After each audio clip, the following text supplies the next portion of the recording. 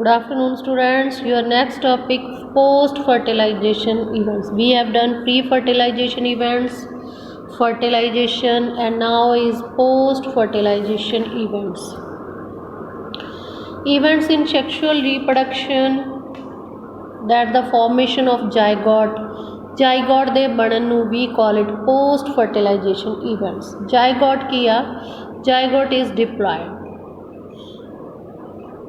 In universal in all sexual reproducing organism means ਜਿਹੜੇ sexually reproducing organism ਨੇ ਉਹਨਾਂ ਦੇ ਵਿੱਚ ਜਿਹੜਾ ਜ਼ਾਇਗੋਟ ਆ ਉਹ ਤੁਹਾਡੇ ਕੋਲੇ ਕੀ ਹੋਊਗਾ, ਡਿਪਲਾਇਡ ਹੋਊਗਾ।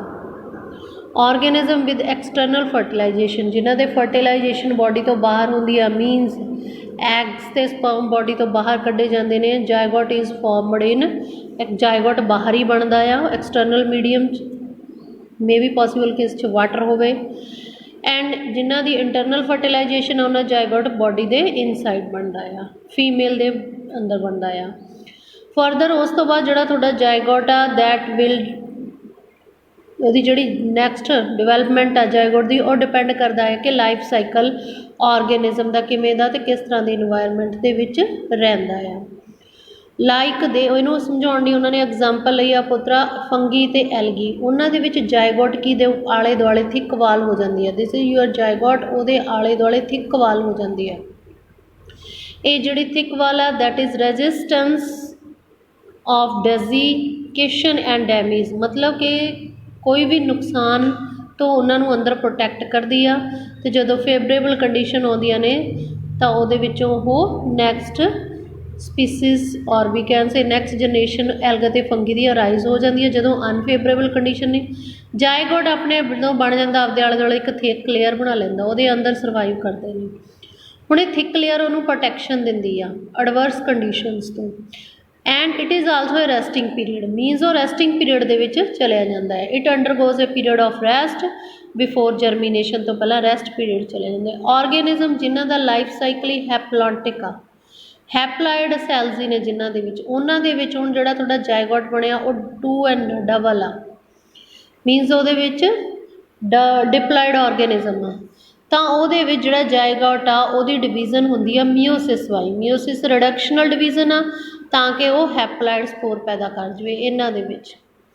ਜੇ ਸੈਕਸ਼ੂਅਲ ਰੀਪਰੋਡਕਸ਼ਨ ਨਾਲ ਜਾਇਗੋਟ ਬਣਿਆ ਤਾਂ ਉਦੋਂ ਬਾਅਦ ਕੀ ਹੋਊਗੀ, ਸੈਕਸ਼ੂਅਲ ਰੀਪਰੋਡਕਸ਼ਨ ਨਾਲ ਬਣਿਆ ਤਾਂ ਤੁਹਾਡੇ ਕੋਲੇ ਕੀ ਹੋਊਗੀ, ਮਿਓਸਿਸ ਹੋਊ। ਮਿਓਸਿਸ ਤੋਂ ਬਾਅਦ ਤੁਹਾਡੇ ਕੋਲੇ ਹੈਪਲਾਇਡ ਸਪੋਰਸ ਬਣ ਜਾਣੇ ਨੇ। ਹੈਪਲਾਇਡ ਸਪੋਰਸ ਕੀ ਨੇ, ਜਿਨ੍ਹਾਂ ਤੋਂ next new plants or we can say new alga and fungi arise ਹੋ ਜਾਣੇ ਨੇ।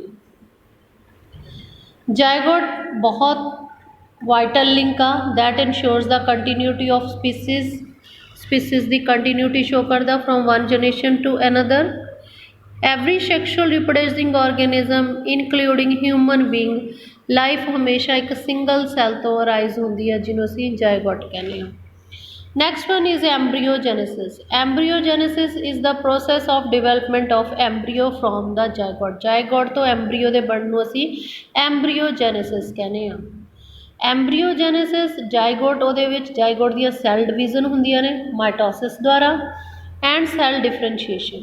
ਸੈੱਲ ਡਿਵੀਜ਼ਨ ਦਾ ਮਤਲਬ ਆ ਕਿ ਇੱਕ ਸੈੱਲ ਆਹ ਵਾਲਾ ਜਿਹੜਾ ਤੁਹਾਡਾ ਡਬਲ ਸੈੱਲ ਆ ਇਹ ਟੁੱਟ ਕੇ ਇਨਕਰੀਜ਼ ਹੁੰਦਾ, cells the number of cells ਬਣਦੇ ਨੇ ਡਿਵੈਲਪਿੰਗ ਐम्ब्रीओ ਦੇ ਵਿੱਚ। ਜੇ ਸੈੱਲ ਡਿਫਰੈਂਸ਼ੀਏਸ਼ਨ ਦਾ ਮੀਨਸ ਆ ਅ ਗਰੁੱਪ ਆਫ ਸੈੱਲਸ, ਇੱਕ ਸੈੱਲਸ ਦੇ ਇੱਕ ਗਰੁੱਪ ਨੂੰ ਉਹਨਾਂ ਦੇ ਅੰਦਰ ਕੁਛ ਮੋਡੀਫਿਕੇਸ਼ਨਸ ਹੁੰਦੀਆਂ ਨੇ ਕਿ ਉਹਨਾਂ ਨੇ ਆਹ ਟਿਸ਼ੂ ਬਣਾਉਣਾ, ਆਹ ਆਰਗਨ ਬਣਾਉਣਾ ਮੀਨਸ ਲੇਬਰ ਆਫ ਵਰਕ। ਉਹਨਾਂ 'ਚ ਸੈੱਲ ਡਿਫਰੈਂਸ਼ੀਏਸ਼ਨ ਦੇ ਮੀਨਸ ਆ ਗਰੁੱਪ ਆਫ ਸੈੱਲਸ ਨੂੰ ਕਹਿ ਲਿਆ ਜਾਂਦਾ ਕਿ ਤੁਸੀਂ ਕਿਸੇ ਨੇ ਅੱਖਾਂ ਬਣਾਉਣੀਆਂ ਨੇ, ਕਿਸੇ ਨੇ ਹਾਰਟ ਬਣਾਉਣਾ, ਕਿਸੇ ਨੇ ਆਈਜ਼ ਬਣਾਉਣੀਆਂ ਨੇ, ਸਾਰੇ ਸੈੱਲਸ ਨੂੰ ਕੋਈ ਨਾ ਕੋਈ ਕੰਮ ਮਿਲ ਜਾਂਦਾ ਆ। ਉਹਨਾਂ 'ਚ ਇਸ ਤਰ੍ਹਾਂ ਦੀਆਂ ਮੋਡੀਫਿਕੇਸ਼ਨ ਹੋ ਜਾਂਦੀਆਂ ਨੇ ਕਿ ਉਹ ਸਪੈਸ਼ਲਾਈਜ਼ਡ ਟਿਸ਼ੂ ਔਰ ਆਰਗਨ ਬਣਾਉਂਦੇ ਨੇ, ਇਹਨੂੰ ਡਿਫਰੈਂਸ਼ੀਏਸ਼ਨ ਕਹਿੰਦੇ ਆ।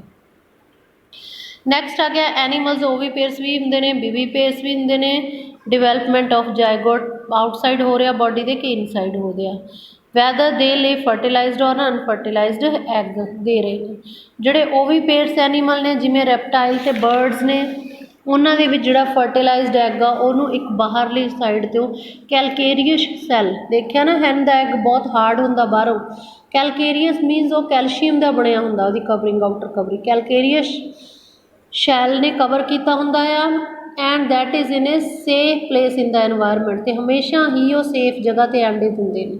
ਤੁਸੀਂ ਦੇਖ ਲਿਓ ਕਿ ਚਾਹੇ ਤੁਹਾਡੀਆਂ ਘਰੇ ਹੈਨ ਰੱਖੀਆਂ ਹੋਈਆਂ ਨੇ ਮੁਰਗੀਆਂ, ਉਹ ਵੀ ਛੁਪਾ ਛੁਪਾ ਕੇ ਆਂਡੇ ਦਿੰਦੀਆਂ ਨੇ, ਜਾਂ ਤੂੜੀ ਦੇ ਥੱਲੇ ਜਾਂ ਇਸ ਜਿਹੀ ਜਗ੍ਹਾ 'ਤੇ ਜਿੱਥੇ ਈਜ਼ਲੀ ਦਿਸਣ ਨਾ।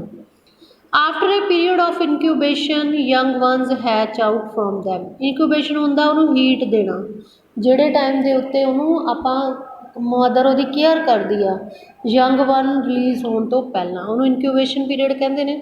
ਇਨਕਿਊਬੇਸ਼ਨ ਪੀਰੀਅਡ ਤੋਂ ਬਾਅਦ ਉੱਥੇ ਕੀ ਨਿਕਲ ਜਾਂਦੇ ਨੇ, ਯੰਗ ਵਨ ਰਾਈਜ਼ ਹੋ ਜਾਂਦੇ ਨੇ। ਦੂਸਰੀ ਸਾਈਡ 'ਤੇ ਜਿਹੜੇ ਵਿਵੀਪੇਰਸ ਐਨੀਮਲ ਨੇ ਉਹਨਾਂ ਦੇ ਵਿੱਚ ਮੈਜੋਰਟੀ ਇਹਦੇ 'ਚ ਮੈਮਲਸ ਹੀ ਆ ਜਾਂਦੀ ਹੈ ਇਨਕਲੂਡਿੰਗ ਹਿਊਮਨ ਬੀਂਗ।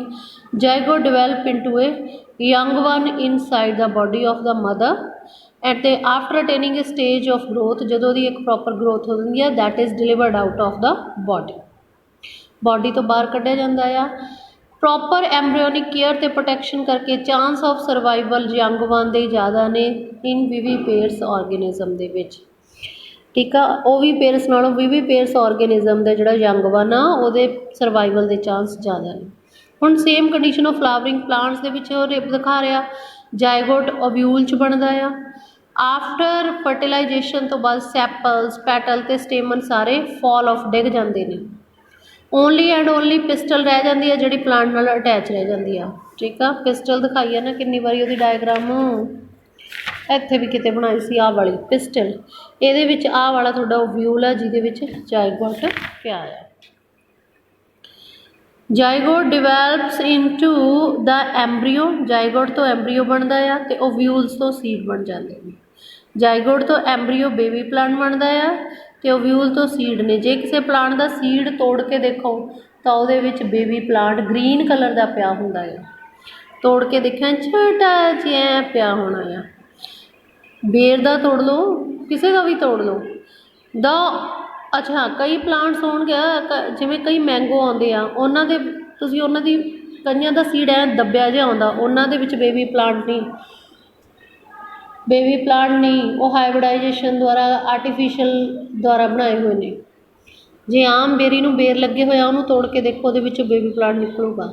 ਓਵਰੀ ਦਾ ਪੁੱਤਰ ਜੀ ਫਰੂਟ ਬਣਦਾ ਆ, ਉਹਦੇ ਆਲੇ ਦੁਆਲੇ ਥਿੱਕ ਵਾਲ ਹੁੰਦੀ ਆ ਪੈਰੀਕਾਰਪ ਦੀ ਫਰੂਟ ਦੇ ਉੱਤੇ ਜਿਹੜੀ ਉਹਨੂੰ ਪ੍ਰੋਟੈਕਸ਼ਨ ਦਾ ਕੰਮ ਕਰਦੀ ਆ, ਠੀਕ ਆ। ਓਵਰੀ ਤੋਂ ਤੁਹਾਡੇ ਕੋਲ ਫਰੂਟ ਬਣਦਾ, ਓਵਿਊਲਸ ਤੋਂ ਸੀਡ ਬਣਦੇ ਨੇ। ਜਦੋਂ ਸੀਡ ਬਣ ਗਿਆ ਆਫਟਰ ਡਿਸਪਰਸਲ ਖਾ ਕੇ ਕਿਤੇ ਹੋਰ ਸਾਈਡ 'ਤੇ ਸੀਡ ਜਰਮੀਨੇਟ ਹੋ ਜਾਂਦੇ ਆ ਫੇਵਰੇਬਲ ਕੰਡੀਸ਼ਨ ਆਉਣ 'ਤੇ ਇਨਟੂ ਅ ਨਿਊ ਪਲਾਂਟ। ਆਹ ਦੱਸਿਆ ਹੋਇਆ ਉਹਨਾਂ ਨੇ, ਪੀ ਦਾ ਮਤਲਬ ਪੈਰੀਕਾਰਪ ਆਊਟਰ ਕਵਰਿੰਗ ਆ, ਸੀਡ ਦੇ ਬਾਹਰ ਜਿਹੜੀ ਕਵਰਿੰਗ ਆ, ਐਸ ਦਾ ਮਤਲਬ ਕੀ ਹੈ ਸੀਡ। ਆਹ ਪੀਸ ਦਾ ਦਿਖਾਇਆ ਹੋਇਆ, ਦੋ ਤਿੰਨ ਪਲਾਂਟਸ ਨੇ ਜਿਨ੍ਹਾਂ ਦੇ ਇਹਨਾਂ ਨੂੰ ਤੁਹਾਨੂੰ ਆਊਟਰ ਕਵਰਿੰਗ 'ਤੇ ਸੀਡਸ ਦਿਖਾਏ ਹੋਏ। ਹੁਣ ਤੁਹਾਡਾ lesson up to here your lesson finished.